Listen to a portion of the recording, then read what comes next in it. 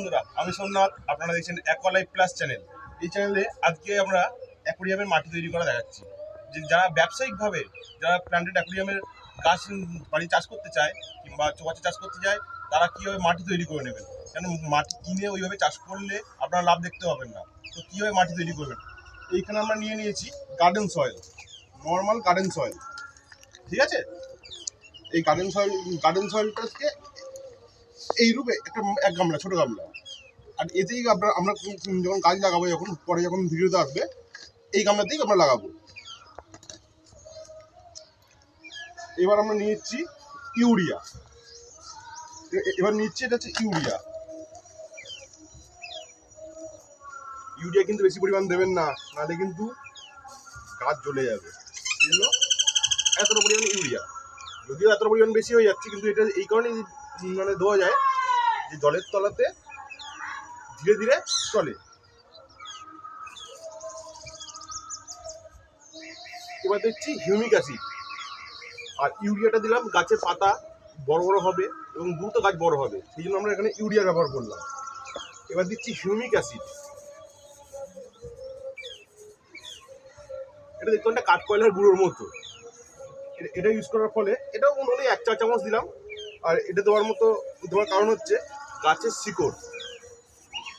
শিকড়টা যখন গাছে মানে অনেক সময় কী হয়, লালচে রঙের হয়ে যায়, গাছে খাবার জোগাড় করতে পারে না, তখন ওকে সাহায্য করে, এই মাটি থেকে খাবারটা শোষণ করতে সাহায্য করে। আর এবার দিচ্ছি লাল পটাশ।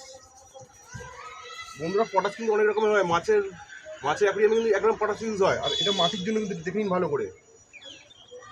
এই পটাশটা দেখে নেন, এটা অল্প দিলাম, এটা 1/2 চা চামচ দিলাম। এবার দিচ্ছি এপসম সল্ট। গাছের পাতার একটা সুন্দর গ্লেজ আসার জন্য এই দিলাম আমরা এপসম সল্ট। এটা একটু বেশি হলেও, বা ম্যাগনেসিয়াম দানা, এটা একটু বেশি পরিমাণ দিয়ে দিলাম। মোটামুটি ওই 1 চা চামচের তো একটু কম। এবার দিচ্ছি ম্যাগনেসিয়াম পাউডার, ওই লালটা, এপসম সল্টেরই লাল ভ্যারাইটি আছে এটা এই কালারটা দিচ্ছি। এবার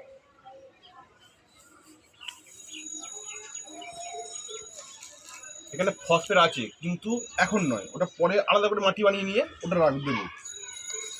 এইবার দিতে হচ্ছে মেন জিনিস হচ্ছে আয়রন। আপনারা দোকানে গিয়ে বলবেন আয়রনটা কেন দেওয়া দরকার। আমাদের মানুষের শরীরে যেমন লোহিত কণিকার জন্য আয়রন দরকার আছে, এবং গাছেরও কিন্তু পাতা লাল করে আমরা যখন বিক্রি করতে যাব, তখন কিন্তু ভালো দাম পাওয়া যাবে। সে অর্থে আয়রনের খুবই দরকার।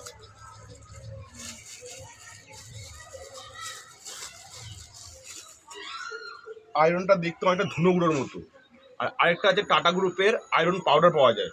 আপনারা যদি এটা ইউজ করেন মাটিতে, তাহলে কিন্তু এটাকে ভিজিয়ে রাখতে হবে। মাটিটাকে 2 রাত্রি ভিজিয়ে রাখার পরে সেই মাটিতে ভালো করে ঘেঁটে দেওয়ার পরে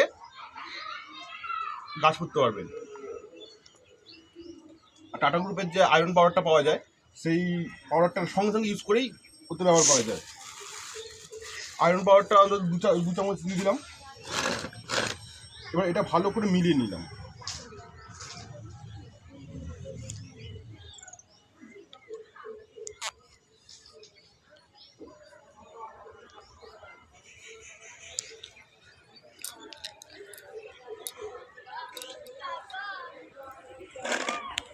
নিয়ে এই গামলার মধ্যে ভরলাম, যে গামলাতে আমরা ভবিষ্যতে গাছ তুলব,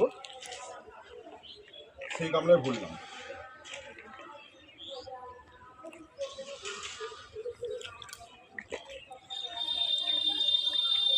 আমি বন্ধু পড়া দেখাবো যে আমার কয়েন প্ল্যান্ট কতটা ঝোপালো হয়েছে এই প্রক্রিয়া মাটি তৈরি করে।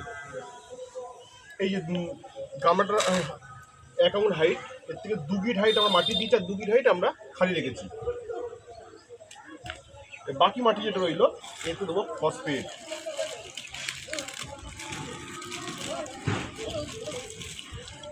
অনেকটা ছাই বা চুঙ্গো ছাইয়ের মতো দেখতে। এবার আমরা ইউজ করলাম ফসফেট। এইটুকুনি ফসফেটে কিন্তু অনেক ক্ষমতা। গাছ কিন্তু ডাইরেক্ট এতে মাটি গাছে দিলেই কিন্তু পচে যাবে গাছ, কিন্তু ফসফেটের একটা সুন্দর গুণ আছে বন্ধুরা।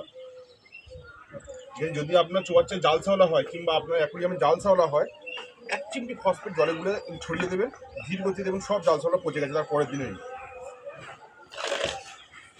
এবার মাটির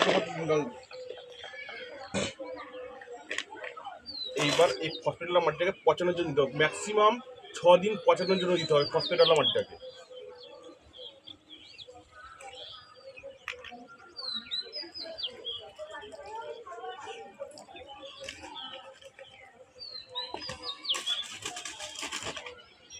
যে মাটিগুলো ডেয়ারলা আছে এগুলো আস্তে আস্তে দেখবেন ভেঙে গিয়ে দইয়ের মধ্যে জমে যাবে।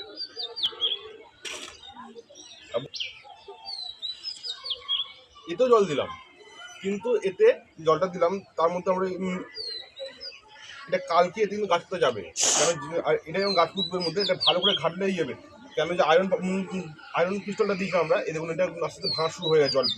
জল পেয়ে এটা যেন ধুনোর মতো হয়, জল পেয়ে সেখানে ধানা ভেঙে যায় আস্তে আস্তে। এই আস্তে আস্তে ভাঙা দেখুন শুরু হয়েও গেছে, এটা এই যে ভেঙে যাচ্ছে, এই যে এইগুলো ছিল আয়রন দানা, এই যে ভেঙে যাচ্ছে। এইটার ফলে গাছটা খুব সুন্দর হবে। আপনার মার্কেটে যখন গাছটা বেচতে যাবেন তখন বেশি দাম পাবেন। অনেকে গাছ নিয়ে যায় কিন্তু গাছের দাম পান না, গাছটার দাম পাবেন। আজকের মতো এখানে ভিডিও শেষ করছি।